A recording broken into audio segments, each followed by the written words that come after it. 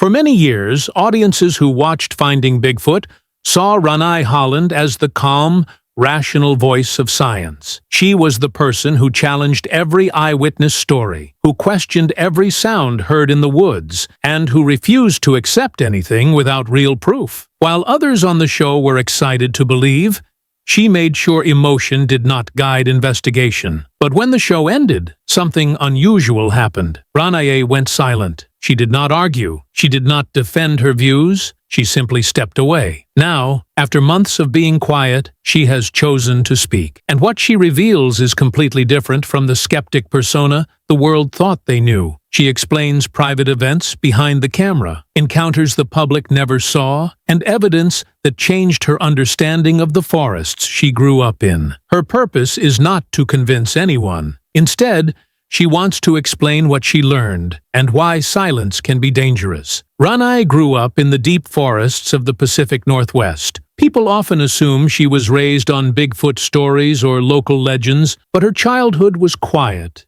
and grounded. Her father was a well-known fishing guide, respected by everyone who lived near the rivers and dense timberlands. He knew the land better than maps. He could read tracks in the mud like other people read books. He knew which animals passed through at which seasons, where elk gathered when the winter snow grew heavy, and which trails only the oldest loggers remembered. Sometimes, while walking together, her father pointed out things that did not make sense. Scratches on cedar bark, 8 feet high, heavy footsteps in mud that did not match bear, elk, cougar, or any animal documented in the region. He did not treat it as danger. He simply said, "The woods talk," and he would gently brush her hair away from her eyes. As a child, she believed him. The forest was alive, but she never feared it. Everything changed when she was 16. Her father died suddenly from a heart condition no one expected. It shattered her world. The family stopped going into the woods. The land that once felt comforting now felt empty and cold. The silence of the trees no longer felt peaceful. It felt like something watching. To cope with her loss,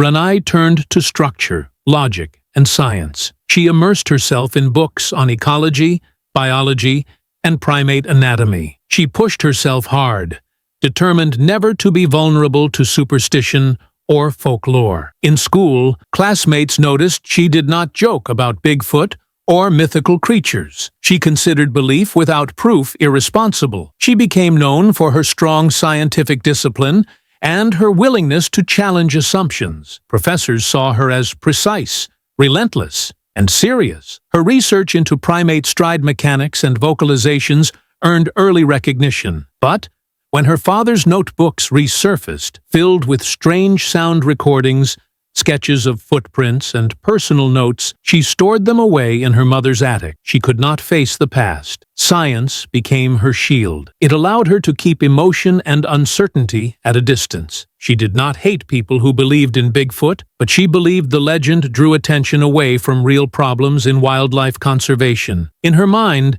it was a distraction, a myth that wasted time and resources. So when the producers of Finding Bigfoot approached her years later, she only accepted if she could serve as the true skeptic. The show needed balance, and she would provide it. She promised herself she would never pretend to believe something without evidence. The network agreed. Before filming began, she worked as a field biologist studying salmon and the larger forest ecosystems in Washington and Oregon. Her work required her to spend long days and nights deep in the wilderness, tracking migration patterns and monitoring environmental changes. While there, she began to notice strange behavior. Elk herds moved in unusual directions. Bears abandoned food-rich territories for no obvious reason. Predatory birds circled clearings where nothing could be seen. Late one night, near the Clackamas River, her equipment recorded a haunting call. The sound was too deep to be a wolf, too slow to be a cougar, and too heavy for any mammal native to the region. When she analyzed the recording using spectrogram software, the machine labeled it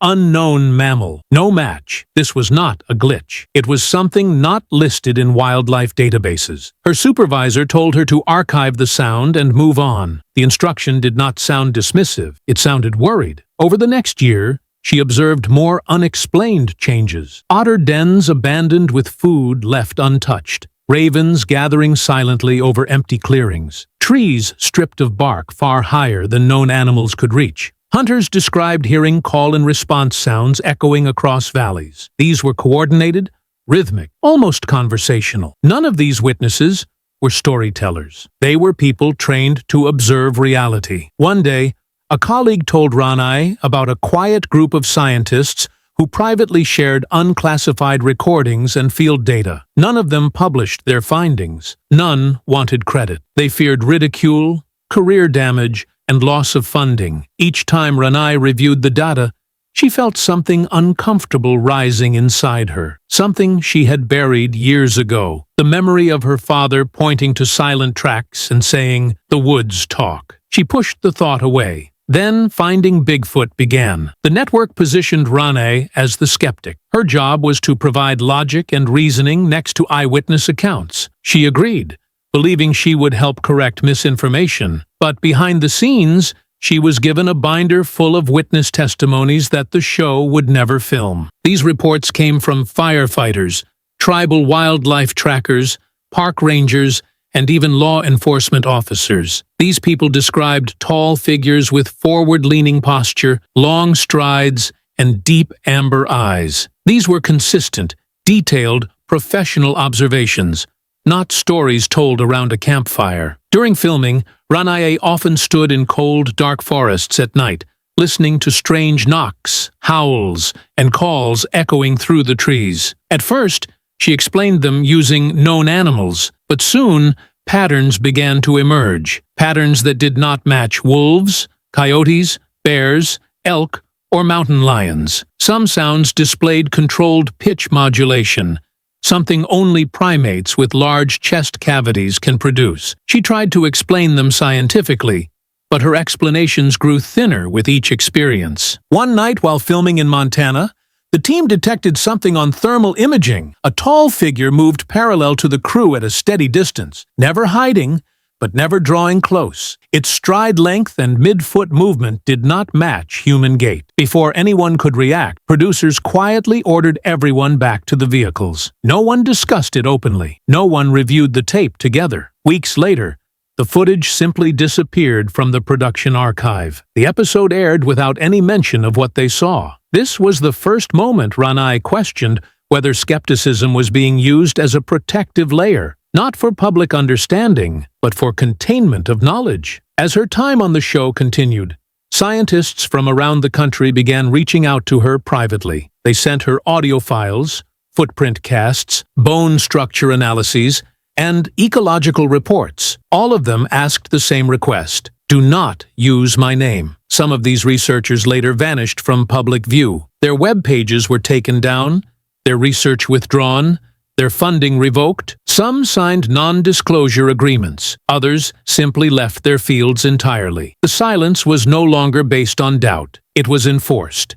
In 2017, Ranae acquired old field recordings from a retired ranger. The recordings contained layered vocalizations, two voices harmonizing like primates, but deeper than any known species. When she digitized the files, she saw a third harmonic frequency hidden beneath the others. This meant a complex vocal structure beyond any animal documented in North America. When she casually shared the recording with a few academic colleagues, their reactions shifted from curiosity to alarm.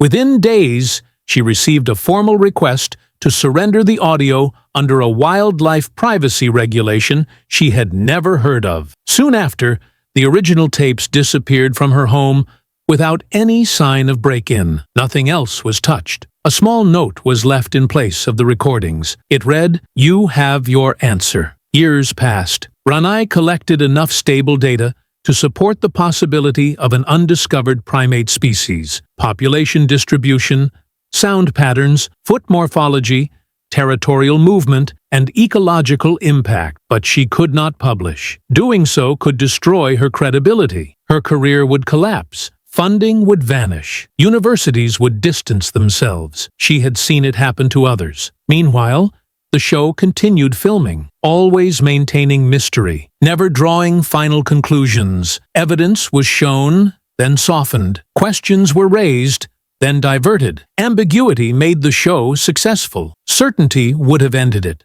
But in recent years, something changed in the forests. Wildfires swept through the northwest. Habitat disappeared. Animals fled south, closer to human land. Sightings increased, not because the species was growing, but because its territory was collapsing. The creatures were being forced out of regions they had successfully avoided humans in for decades. Drone footage captured large, upright figures moving across burn-scarred slopes with speed and power no injured human could match. Their movements showed signs of stress, injury, and displacement. Something was pushing them out. Ranae analyzed patterns and made a chilling realization. The species wasn't expanding. It was retreating. Something else was entering their territory, something big enough to make them run. Last month, Ranae spoke publicly for the first time. Calmly, she stated, "The species exists, and it's moving south." She emphasized that the creatures do not hunt humans. They avoid conflict. They retreat when possible. They are not the threat. The real threat is whatever is pushing them out of their ancient land. Rangers have recently reported extremely low-frequency roars that no primate is capable of producing. Livestock have been found with bone fractures from force, not teeth. Something large hunts with impact, not tearing. Ranae ended her statement with a warning. If we only pay attention to what is fleeing, we will never see what is chasing it. The meaning is clear. The forest is changing, and silence will no longer protect us.